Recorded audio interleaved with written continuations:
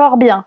Donc je vous expliquais donc que j'avais bien trouvé serfouette dans mon dictionnaire, mais pas sérendipité. J'adore ce mot. Enfin, je suis devenue fan de ce mot. Serfouette, c'est merveilleux. C'est un mot vraiment cool. À placer en soirée. Voilà. Je veux savoir ce que c'est maintenant. Je vais chercher ce que c'est. C'est un outil de jardinage, en fait. Donc, ok. rempote-moi les fruits du péché avec ta serfouette, ça marche. Merveilleux. Nice.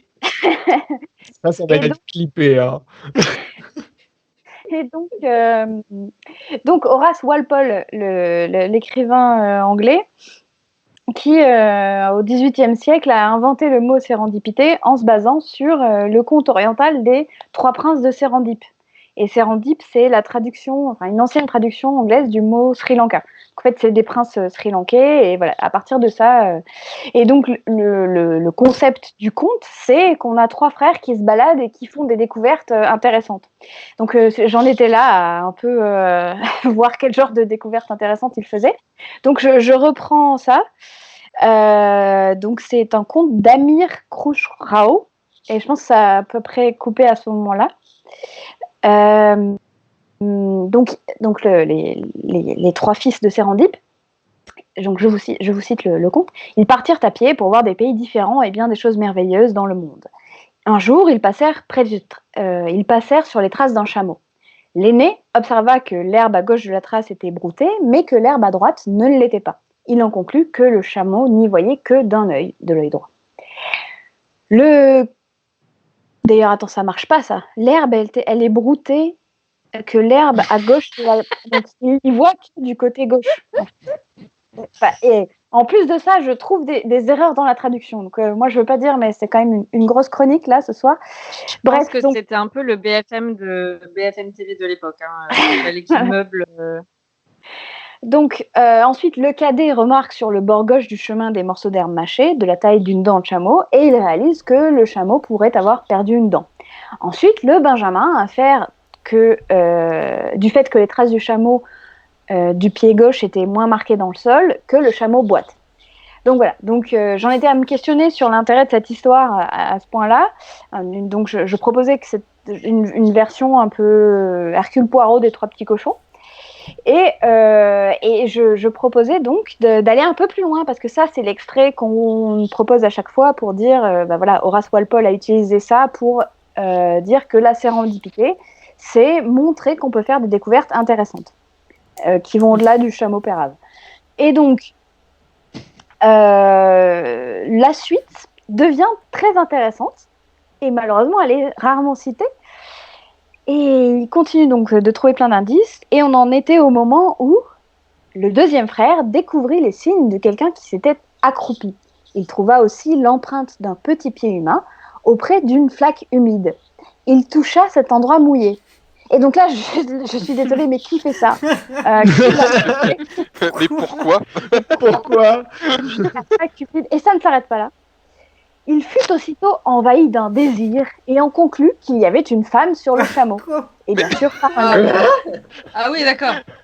On en est là. On en est là. Donc, déjà, la piste de femme le fait bander. Donc, écoute, on respecte tous les fétiches ici. En fait, c'est un chameau. Non, mais je tenais à dire qu'on est vraiment passé à ça, de définir la sérendipité comme l'urophilie, hein, parce que on est là. L'urophilie qui se dit ondonisme aussi. J'ai appris un mot. Voilà. On va apprendre des choses intéressantes en cherchant pas du tout ça. Et donc voilà. Sur ce, donc c'est quand même un passage très intéressant dans ma recherche sur la définition de la sérendipité. On comprend.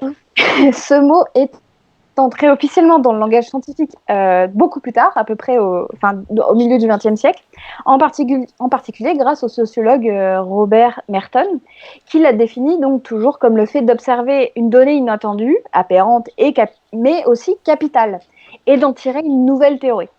Et donc, il montre que ça peut prendre différentes formes, soit trouver ce qu'on cherchait pas du tout, Donc c'est le cas de l'histoire de l'urophilie et de l'urophilie comme mondonisme. Donc ça marche. Mais c'est aussi le cas de la peau de la citrouille, la grenouille, de l'os de grenouille fluorescent dont on vous parlait tout à l'heure.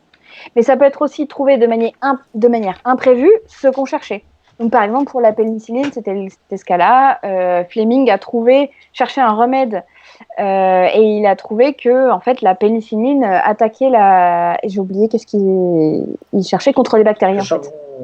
Ouais, donc du coup, il a trouvé finalement les premiers antibiotiques. Antibiotiques, merci. Voilà. Mais ça peut aussi être trouver quelque chose que l'on cherchait, mais l'utilité de cette chose devient tout à fait différente une fois qu'on l'a trouvée. Donc ça, c'est le cas du Viagra, qui en fait améliore le flux. Mais à la base, c'était pour le flux cardiaque. Donc c'est d'autres flux.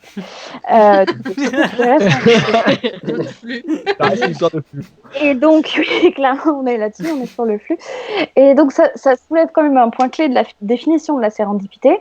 Il faut être dans une disposition d'esprit qui permet de saisir la valeur de cette observation, qui est surprenante, et avoir les moyens de l'exploiter et d'y apporter une explication pertinente. Donc, par exemple, j'imagine que face à cette réaction assez inattendue dans le cycle des patients sur lesquels on testait le Viagra, peut-être que le deuxième frère de Sérendip se serait peut-être juste dit « Oh, chouette, un nouveau fluide qui doit...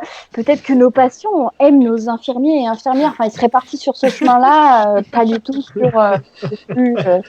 Voilà. Donc, parenthèse close avec cette histoire de flaque humide. Ça occupe une place extrêmement importante, cette histoire, je trouve. C'est magique, je pense qu'il y aura des clips de ça. Et donc, la sérendipité, la conclusion, c'est que la sérendipité, c'est pas une procrastination au débouché heureux. Voilà, donc c'est dommage, hein, on est d'accord. Mais elle remplace pas une vraie méthode scientifique ensuite pour démontrer et exploiter ces découvertes-là. Et je dis ça parce qu'en histoire des sciences, souvent, la sérendipité, elle est bien pratique pour expliquer la créativité ou le génie. Et d'ailleurs, c'est beaucoup plus séduisant de nous raconter que Newton a eu l'idée de la gravité en regardant une pomme tomber, alors que, bon, on sait tous qu'il avait clairement autre chose à foutre, hein, mais quand même, c'est plus sympa que de nous dire qu'il a cherché pendant des jours et des nuits en écrivant des formules assis à son bureau. Je trouve ça beaucoup plus épique, moi. Oui. Avec une musique bien tournée. Un bon montage. Un montage entraînement. Du coup, voilà, c'est comme ça qu'on fait des légendes, en fait. Et c'est d'ailleurs pareil dans les légendes culinaires. On a recours toujours à un hasard heureux et il sert souvent à expliquer des découvertes, surtout si les gens qui les découvrent sont des amateurs. Donc voilà, dire que c'est en faisant tomber la tarte que les sœurs Tatin ont inventé le fameux dessert, c'est vachement plus simple que d'expliquer qu'elles ont travaillé intelligemment par essai-erreur, etc. Ça a moins de charme. Quand c'est prévu, ça a moins de charme. Voilà, c'est ça.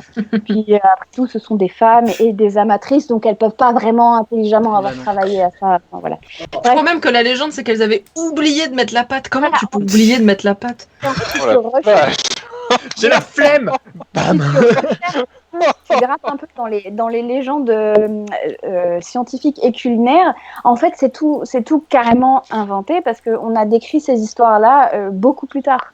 Et donc, voilà, on invente. Et donc, il y a plusieurs légendes et elles se contredisent. Pareil pour la pomme. Et en fait, c'était probablement juste, je sais pas, une métaphore qu'il a utilisée plus tard en présentant ses recherches. Mais voilà, c'est Victor Hugo qui en a parlé. Donc, rien à voir avec l'époque de Newton. Donc, bref, la sérendipité, c'est pas exactement ce qu'on nous brandit à tout bout de champ comme un mojo, un peu dans les speeches motivationnels là pour nous encourager à la créativité, à nous laisser au hasard, etc.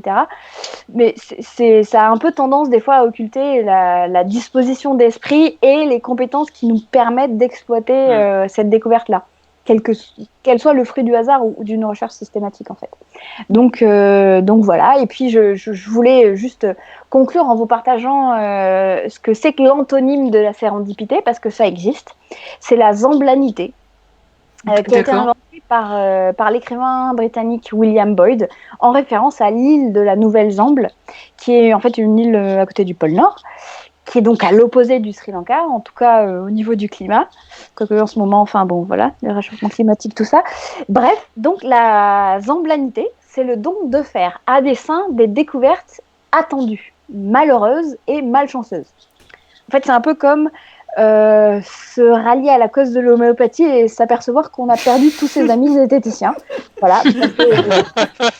C'est malheureux comme découverte, mais en même temps, on s'y attendait un peu. Hein, voilà. Donc voilà, le contraire de la sérendipité, c'est quand même vraiment chercher la merde et la trouver. Voilà. Ah, et bah c'était magique. Ah, c'est cool. Ah, Ah, c'était super. super. C'était Bah, magique. nice. Alors, Il y a Généalo dans le chat qui dit que quand même t'as détruit ses illusions sur les ouais. serpents. Ah bah, alors sur les sertatins, j'ai fait un épisode entier David de recherche sur les sur les légendes culinaires. Ça s'appelle du brie de Charlemagne au dessert raté des sertatins, je crois, un truc comme ça. Enfin, c'est vraiment super intéressant. Il y a des gens qui font des études, des historiens en fait, qui étudient les légendes culinaires. Et en fait, c'est tout un ramassis de légendes, quoi. Et ce qui est intéressant, c'est essayer de comprendre pourquoi on les invente. Donc, il y a tout l'aspect explicatif, notamment pour les sertatins. Et puis, il y a aussi l'idée que ça donne ça donne une dorure. Des fois, on va dire, ils ont rencontré tel grand personnage qui a vachement aimé. Et du coup, voilà, alors que en fait, pas du tout. Mais bon. Puis après, il y a une recherche, ça renvoie au terroir, Avec la etc. tarte. Alors, on a un chat taquin ce soir. On a un chat taquin parce qu'on a un chat qui a réussi à faire une égalité. Et non pas le tatin. C'est-à-dire, c'est-à-dire qu'on a 3 votes pour Renaud, 3 votes pour Léa, 3 votes pour Bru et 1 vote pour Agathe. Incroyable. Sachant que je crois Pas de qu'Alex est vote un pour moi. petit taquin vu qu'il a dépensé 200 points de chaîne pour ajouter des votes. Donc je suppose qu'il s'est un peu fait plaisir. Il y a des Donc, drôles professionnels. en tant que juge totalement impartial, je propose à notre invité de départager le podium entre Renaud, Léa et Bru. Tiens, Moi, c'est j'ai pour voté, toi. hein. Oui, veut dire que mais je tu vote es deux notre fois. invité. Ça, c'est pour rééquilibrer. Donc t'es plus Parce que du importante, coup, c'est ça la qui sont démocratie. les- C'est entre toi, Du Renaud coup, on et a Bru. tous fait Enfin, toi, égalité. Renaud et Léa, je veux dire. Je pense que je vais voter pour la grenouille citrouille, forcément. Bah Je oui. suis obligée, et ces os. C'est donc Léa qui gagne et qui choisira le prochain, Ouais. prochain sujet Le thème. de Science Me. D'ailleurs, t'avais pas gagné la première Bravo, fois. quand même. Si. Si. Si, mais comme j'étais l'invité, du coup, ça, c'était aussi un peu. Bien. Ok. Je choisis le thème, je sais. Pour la première fois, on en aura un en direct. Ouais, Oh la là là. mignonitude. La quoi? Oh, La mignonitude. Le mignon, mignonitude. le fait d'être mignon. Que moi, j'ai plein d'anecdotes dessus, mais du coup, cherchez. J'attends des images, évidemment. Ok. Oh, c'est chaud ça. Image Non, il y obligatoire a- alors.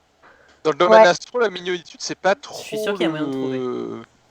Mais Je suis sûre qu'avec un peu de pareidolie, il doit y avoir L'univers est tellement des, grand. des amas globuleux avec des grands sourires.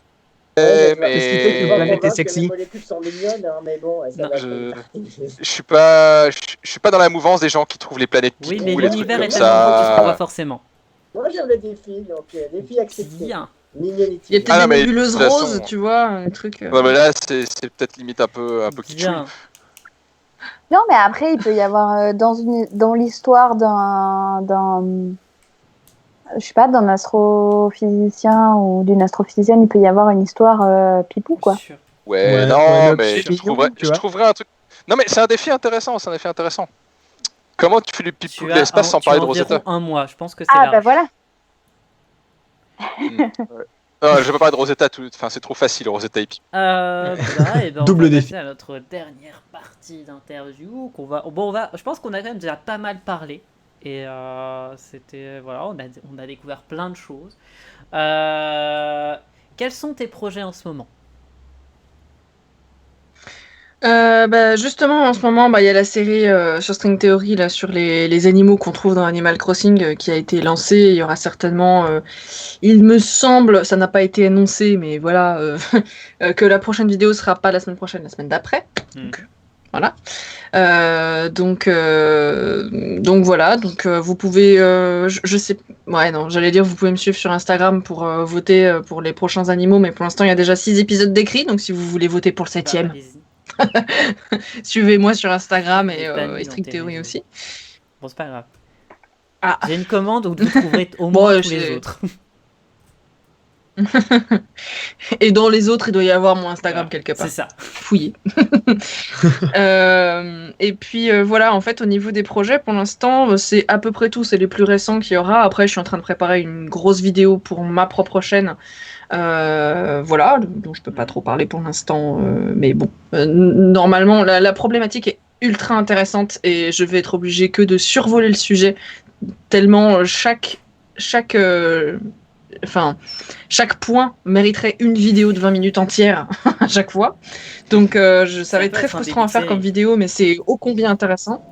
Oui, peut-être qu'après je ferai une série de petits plus pour parce que les petits plus c'est un autre format que j'ai où quand je veux développer un truc que j'avais développé ailleurs ou machin. Voilà, peut-être. Excusez-moi si vous entendez l'avion. J'ai ouvert ma fenêtre parce que je suis en train de cuire. Voilà, Encore donc des avions chez toi? Ouais, alors je ne sais pas. Non, mais je pense que qu'ils volent plein, qu'ils volent plein ou qu'ils volent à vide, c'est un scandale. Voilà. Voilà, bon, c'est à peu près tout au niveau de mes actualités proches pour le moment. Voilà.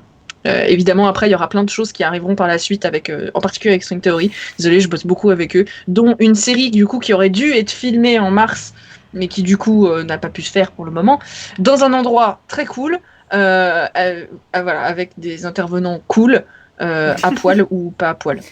Avec des poils.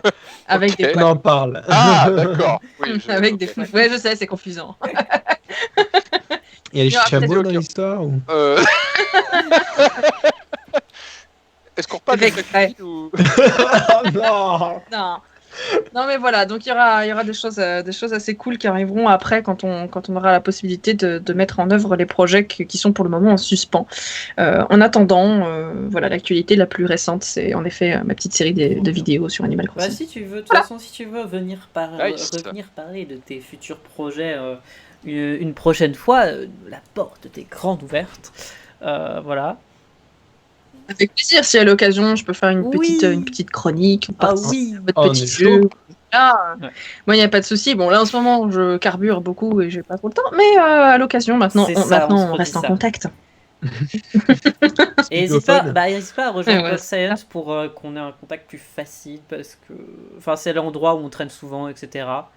Et comme ça, Ouais. et tu trouves. Le placement de produits, c'est Non, bien. mais voilà, c'est un endroit Toujours. cool où tu trouves d'autres streamers aussi qui font de la science.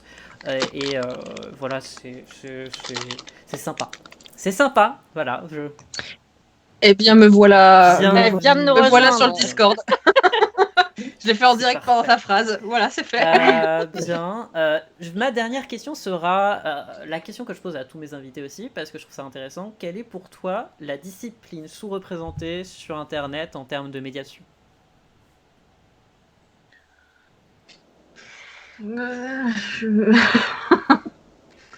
Est-ce La que tu trouves- discipline Après, tu peux trouver qu'il n'y a pas de trucs sous-représentée. sous-représentés aujourd'hui, mais est-ce que tu trouves qu'il y a des trucs qui sont soit pas mis assez en avant, soit sous-représentés, enfin, soit il y a personne dans le domaine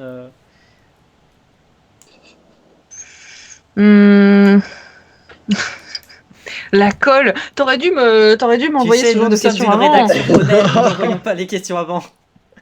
Non, mais encore une fois, c'est très personnel, c'est vraiment quand tu y penses, etc. C'est toi qui... voilà, c'est juste pour avoir un avis perso, quoi. Je sais pas, je trouve qu'il y a quand même toujours pas assez de science. Il n'y a jamais assez de science. Ou alors, Jamais est-ce assez de science. que une porte de sortie, ça pourrait être ce que toi, t'aimerais voir? Que toi, tu vas oui, pas oui, faire et que tu justement, aimerais voir, toi. C'est ce que je pense. Bah, en fait, en général, sur les sujets qui m'intéressent, je trouve quand même pas mal de choses, que ce soit justement en astronomie ou des choses comme ça. Peut-être, mais là, du coup, ce serait vraiment de niche. Peut-être des choses vraiment beaucoup plus pointues. Genre par exemple sur je sais pas de la biochimie mais vraiment des trucs très très pointus, très ciblés, beaucoup moins grand public en fait. Et ça c'est parce que c'est moi qui suis avide de ce genre de trucs là. Mais c'est sûr que du coup ça sera une chaîne qui dépassera pas les 2000 abonnés et c'est peut-être pas le bon truc. Mais ouais, ce qui manquerait en fait, ce serait que c'est des chaînes de labos. Ce serait cool que les labos se mettent à faire des trucs pour présenter. Voilà, on bosse là-dessus, genre vlog du labo. Genre ouais. Je travaille dessus. Il y a du travail autour de ça. Ah, Il y a du travail autour de ça. En attendant, ça me permet totalement de parler dans Direct du Labo, qui est un compte Twitter où chaque semaine. C'est Chaque très semaine, un intéressant. scientifique prend en main le compte Twitter et va parler de sa vie en labo, de son quotidien, etc. Et ça permet de voir que être au labo, c'est pas juste faire des équations ou mélanger des liquides de toutes les couleurs. Il est habillé tout le temps C'est avec ça. une veste et des Exactement. lunettes de protection. Est-ce Et que être c'est pas vieux. ça en vrai? En vrai, quand on y réfléchit vraiment. Attends, Léa, qu'est-ce que ça a voulu dire? Ouais, mais c'est un Non. physicien Bah, théoricien. je disais donc, que travailler en labo, c'est pas forcément être un vieil homme C'est avec les ça. cheveux en broussailles, des C'est lunettes ça. et une blouse blanche. Par exemple. C'est ça. Et puis aussi de se rendre compte, parce que ça aussi c'est une idée reçue, même si bon, moi maintenant je suis assez sensibilisée à ça. La recherche, c'est pas qu'une seule personne qui va plancher sur un truc, c'est toute une Ouais, équipe, c'est tellement collectif. Et de montrer justement tout ça, c'est hyper intéressant pour le grand public, parce que en général, quand on annonce une grande découverte, on va dire souvent monsieur machin. C'est un autre débat, a découvert tel truc, alors qu'en fait c'est toute une équipe et voilà. Donc ouais, moi c'est ça, c'est un petit peu le backstage de la science m'intéresserait, c'est ça qu'on n'a pas assez, je trouve. Après, je sais que c'est peut-être pas forcément possible, mais voilà quoi.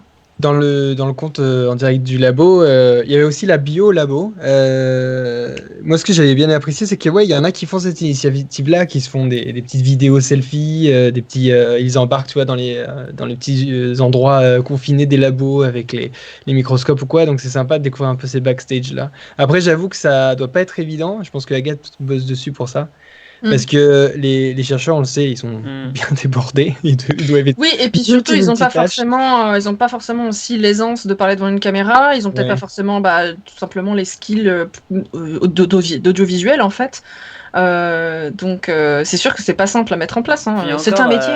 Il y a encore des labos. Voilà. Tous les labos, ils sont pas ouverts. Qui sont peut-être réticents à ouvrir à la vidéo, etc. Parce que voilà. Ouais, même les instituts peuvent être un peu refroidis par des caméras, j'imagine. Hein. Il y en a qui ont déjà beaucoup de mal même à se mettre sur les réseaux sociaux déjà. Donc il y a aussi cette barrière à traverser.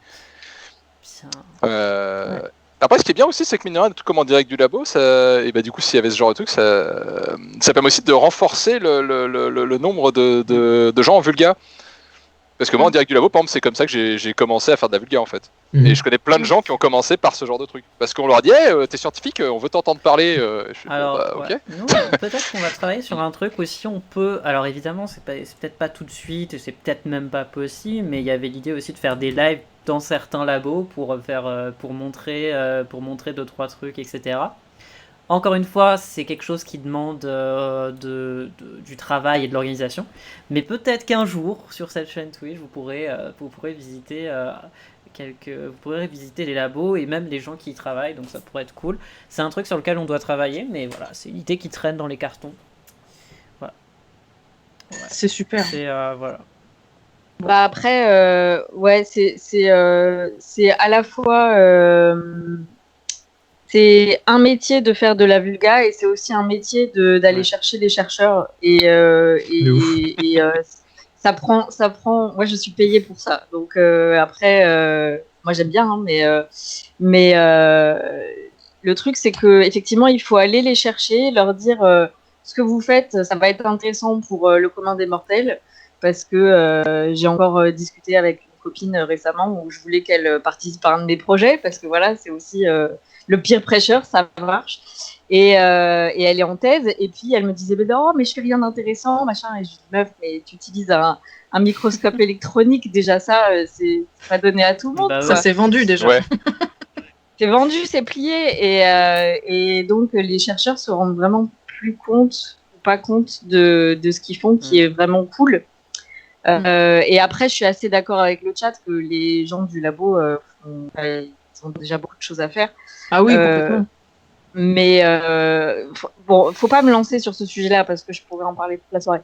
Mais ce qu'il faut, c'est quand même un petit peu répartir le boulot et que chacun dans le labo, même s'il veut pas forcément faire la fête de la science ou faire un live sur Twitch, qu'il trouve au moins une initiative dans l'année qui lui plaise. Et en fait, si chacun faisait un truc dans l'année, ça permettrait que tout le monde fasse un petit truc. Et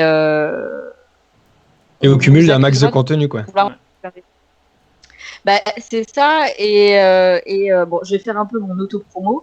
Mais c'est ce qu'on fait avec Déclic. Déclic, c'est faire se déplacer des chercheurs dans les lycées.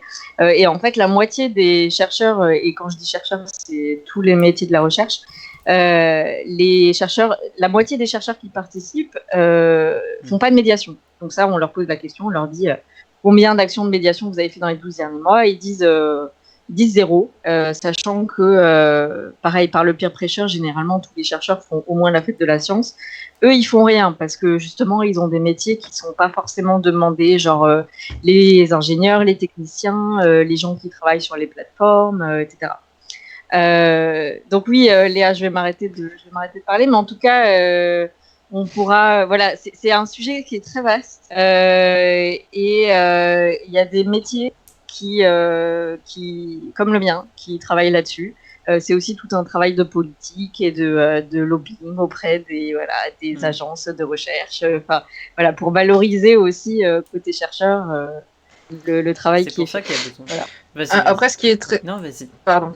Non, mais je disais, après ce qui est cool, c'est que en fait, c'est la nouvelle génération de chercheurs, la nouvelle génération de chercheurs et chercheuses sont un peu plus ouverts en fait par rapport à tout ça et connaissent l'univers d'Internet et de la vulgarisation et ce qui se passe, etc. Donc des fois, ils sont quand même un peu plus à l'aise que justement ceux qui sont implantés depuis très longtemps et où c'est pas forcément leur génération. Donc du coup, je pense qu'on va vers une certaine ouverture dans la mesure du possible. J'ai l'impression en tout cas. Ouais, le problème, oui c'est et qu'il faut non, qu'ils trouvent parce des que jobs, dans ces les gens-là. chiffres, ça se voit pas. Ouais. Il faut qu'ils trouvent des jobs, ces gens-là, parce que les postdocs et les doctorants sont très ouverts, mais Ouais, c'est ça. pas forcément toujours bien vu dans les... Il y a des labos qui ça va, et il y a des labos où on te fait comprendre que tu fais chier. Et que tu devrais bosser sur des vraies choses. 998, 928, je veux dire. En fait, il y a... Dans les chiffres, il y a quand même pas mal de chercheurs un peu plus âgés qui font de la médiation, justement, parce que ils sont plus posés dans leur carrière, quoi. Oui. On vous accusera de pouvoir populariser ou vendre le label labo en question des coms de React de base. Oui, après, il y a des critiques pour tous les projets de toute façon, et donc si on écoute que les critiques, alors évidemment, il faut bien écouter les critiques constructives, mais si on écoute toutes les critiques, au bout d'un moment, on ne fait rien. Donc je pense qu'à un moment, il faut tester, voir si ça fonctionne, etc. Et je fais les apprentis chercheurs, on te dit que ça te prend 3 heures, 6 fois du temps dans l'année, je suppose. Ça a pris 2 jours par semaine pendant 8 mois parce que je voulais bien faire. Ouais. Du coup, parfois, mes manips étaient repoussées. Ouais. Bon, et c'était un beau live. Moi, je pense qu'on peut, on va clôturer tranquillement le live. Si vous avez encore des questions pour Castor Moser, etc. On n'avait pas Agathe, t'avais pas des livres à recommander? Non, j'ai fait sauter ma chronique parce qu'on était beaucoup. En revanche, juste pour fermer la parenthèse des chercheurs, est-ce que je parle de son j'allais en parler. J'allais en parler, donc. Ok, alors je te laisse. De toute façon, voilà. Si tu veux. Non, donnons la parole à Agathe. Elle a pas beaucoup parlé. En plus, c'est ton projet. C'est un peu plus actif dedans que moi. C'est mon projet. Alors non, c'est notre projet. Oh non! Normalement, c'est apparu sur Twitch. Ah bah, on m'a tendu le bâton, voilà. Non, alors Science en Live, c'est un projet en fait qui est né justement c'est co-construit parce que avec le confinement, donc moi mon métier c'est d'essayer de permettre aux chercheurs de trouver une voie qui leur permette de se rapprocher du public. Donc il y a des clics, il y a la biolabo, il y a d'autres choses. Et arrivé le confinement, voilà, les choses en présentiel, elles ont pris un peu de plomb dans l'aile, quoi. Donc on s'est un peu dit qu'on pouvait leur proposer de faire d'autres projets, comme des visioconférences avec des classes ou des groupes, et d'autres choses. Donc on s'est mis un peu avec mon asso, qui est le Cercle FSER, à contacter des acteurs qu'on connaît, comme le collectif Conscience, comme l'Arbre des connaissances, comme les Aventuriers, comme les petits débrouillards, pour dire voilà, est-ce que vous voudriez pas monter quelque chose? Bon, pas de bol, ou chance ou malchance, ils avaient déjà plus ou moins lancé leur truc. Et donc, et donc, on s'est dit que finalement, plus qu'un projet commun de Visioconf, on allait lancer un portail commun qui serait finalement une porte d'entrée pour les médiateurs, les chercheurs et le public pour se retrouver sur les projets qui les bottent. Donc, pour l'instant, on a le projet de Visioconf qu'on a avec le Cercle, on a les Aventuriers avec des projets, il y a Parlons Maths. Donc ça, c'est un moyen pour que les chercheurs et médiateurs et le grand public en direct du labo discuter. aussi.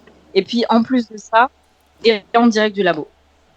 Et en plus de ça, de fil en aiguille, on s'est retrouvé à vouloir mettre sur la plateforme également un planning de ce qui se fait en matière de live scientifique.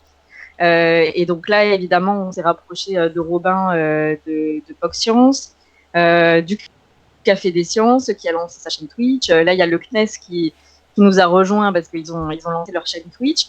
Et donc, l'idée, c'est de proposer aussi aux gens de se retrouver via des lives toutes les semaines. Donc là, normalement, il y a Dounia. Dounia, je ne sais pas si elle s'est endormie ou si là, elle est dans son pic d'activité parce qu'elle le dimanche soir. Non, je pense que son pic d'activité est dans 2-3 heures. Ouais, c'est ça. Je pense que là, peut-être elle dort ou elle fait autre chose. Et puis, mais en tout cas, Dounia va travailler dans la nuit sur le programme de demain. Et demain, on aura le planning de la semaine. Et tout ça, ça se retrouve sur le lien est dans le chat. Science avec voilà, scienceenlive.org. Et ce lien-là, ça permet directement d'aller voir le planning. Et puis voilà, c'est un beau projet. C'est un projet qui est complètement en construction encore. Donc, on est toujours en train de chercher des partenaires et des gens pour collaborer parce que l'idée, c'est justement de proposer aux chercheurs notamment des initiatives qui les bottent et qui, dans lesquelles ils peuvent investir plus ou moins de temps. Donc, on revient sur les apprentis chercheurs qui prennent peut-être plus de temps que promis. Nous, on essaye en tout cas de donner une idée réaliste du temps que ça a aux chercheurs qui ont envie de mettre plus ou moins de temps dans la médiation. Nous, clairement, avec des clics, on leur dit que ça leur prend une demi-journée dans l'année. Mais justement, c'est une porte d'entrée pour faire des choses qui sont peut-être un peu plus chronophages, comme faire du mentorat chez les aventuriers, par exemple, ou les apprentis chercheurs. Voilà. Est-ce que j'ai tout dit ? Je pense que c'est fort bien. Donc, C'est un projet qui est très actif en ce moment. N'hésitez pas à le suivre. Voilà, moi je vais en profiter pour parler un peu des lives qu'on va faire la semaine prochaine. Car nous avons quelques petits trucs de prévus. On a déjà mercredi, on va faire un live sur le jeu Mars Horizon qui a le support de l'ESA. Voilà, donc on va voir ce que ça donne. Déjà lundi, il y aura Adendal, il y aura des gens de Box Science, il y a Whitney, Whitney, Corentin et Adendal qui vont faire un live dessus. Donc ça va être marrant de voir ce que ça donne. Vous pourrez retrouver ça sur le planning évidemment.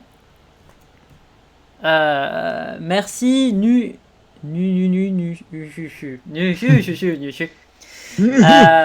Jeudi, nous aurons Terence qui fera un live qui s'appelle les Césars de la biologie. On va explorer les petits films de biologie, ça va être très sympa.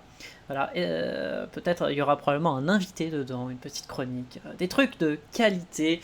Et vendredi, on va recevoir Marie de la boîte à curiosité qui s'est lancée récemment sur Twitch, etc. Donc ça va être fort sympathique, une semaine fort sympathique. Et je peux spoiler déjà, mardi dans 2 semaines, donc mardi 5 mai, on recevra Monté de Linguisticae pour discuter avec lui de sa discipline et de ses trucs. Donc ça va être super cool, une belle semaine qui vient. Et voilà. Voilà, beaucoup de choses. En attendant, sacré programme. Ah oui, non mais je peux dire que le confinement c'est un défi pour faire des lives, etc. Mais on a une équipe super cool. On a une équipe super cool qui est prête à faire des lives et merci beaucoup à vous parce que sans vous, on n'avancerait pas beaucoup. Voilà, donc c'est fort cool, c'est fort cool. En tout cas. Merci d'organiser tout ça. Bah, de rien. En vrai, on a fait un peu un putsch au début du live, mais merci quand même. N'oubliez pas que je suis le président. C'est mignon. Bref.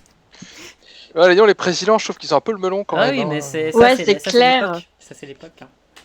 Alors, donc oui, si vous voulez donc suivre ces superbes lives, n'hésitez pas à nous follow si c'est pas encore le cas. Merci beaucoup pour les follow actuels. Pour les follow, on a passé les 200 followers cette semaine. C'était fort sympathique à vous.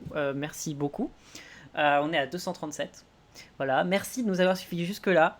Vous pouvez aussi nous soutenir si vous voulez. Et voilà, si vous voulez développer des projets comme celui-ci et y compris nos projets plus IRL. Voilà, n'hésitez pas à suivre Castor Mother sur tous ces réseaux, sur Twitch, sur YouTube. Allez voir String Theory, c'est des vidéos de qualité. J'ai hâte de voir la prochaine vidéo Animal Crossing. Voilà. Alors, tu veux un spoil? Ah oui. Du sujet? Ouais, du truc croustillant, vas-y. Le prochain épisode, le 2e épisode, en fait, ce sera le numéro 2 du vote sur Instagram. Ce sera donc le Bernard l'Ermite. Cool. Ouais. Qui a une petite spécificité. J'en dis pas plus. Et bah, allez suivre hâte de voir ça. pour voir ça. Donc ça va être fort sympathique. N'hésitez pas à suivre aussi cette fabuleuse équipe qui m'accompagne tous les mois. N'hésitez pas à suivre Léa Dello, à suivre Prusicor, à suivre Agathe dans ses projets, évidemment, à suivre notre cher Renaud, qui est très productif en ce moment, qui fait beaucoup de choses. N'hésitez pas à aller le soutenir. Je suis sous l'eau, mais je m'en sors. D'ailleurs, tu nous feras probablement un petit live biomicrocosme parce qu'on n'a pas eu le temps de faire la chronique ce soir. Ouais. Et n'hésitez pas à suivre Monsieur Cookie, aka Dassaju, sur Twitter. Les gens vont jamais me retrouver à force. Mais si, parce que on va vous retrouver parce que j'ai la commande équipe. Voilà, n'hésitez pas à aller les suivre. En attendant, on va raid quelqu'un, on va raid Adendal qui est un de nos modérateurs qui fait du Kerbal Space et qui a pour objectif d'aller sur Saturne. Donc ça va être fort cool. Nice. Le message de raid, c'est des bisous de Collectif Conscience. Est-ce que ça vous va? Oui. Le message de raid, des bisous de Collectif Conscience. Est-ce que quelqu'un peut le noter dans le chat de sorte à ce qu'on puisse facilement le copier-coller. Voilà. Je suis fatigué. Merci beaucoup à tous. Voilà, c'était un très beau live. Merci à vous. C'était très chouette. C'est toujours sympa de vous revoir. C'est top. J'ai appris plein de trucs. C'était bien. Ouais. Mais ouais. C'est pareil, et c'est ça qui est bien. Du coup, il y avait tout un peu de sérendipité dans cette émission. Ah bah tout On à n'était fait. pas venu pour ça, mais on a appris plein de choses. Est-ce que vous avez un dernier mot que j'ai appris en cherchant tout ça là? Je pense Oui. que Ouais. Un mot qui est un mot de la francophonie qui est rentré dans le dictionnaire cette année. C'est l'emportiérage. Voilà. C'est l'action de percuter un cycliste en ouvrant sans précaution. Très bien. je pense que c'est le parfait mot de la fin. C'est de nos amis les Québécois. Je pense que c'est le parfait mot de la fin. N'hésitez pas à copier, n'oubliez pas de copier le message de raid et on va y aller tout de suite. Je lance le raid. Voilà. Merci beaucoup, des bisous, on dit des bisous Ouais, à c'est tous. lancé. Tout le monde dit des bisous. Merci. Des bisous. Des bisous. Des bisous. Ciao. Tchou, tchou.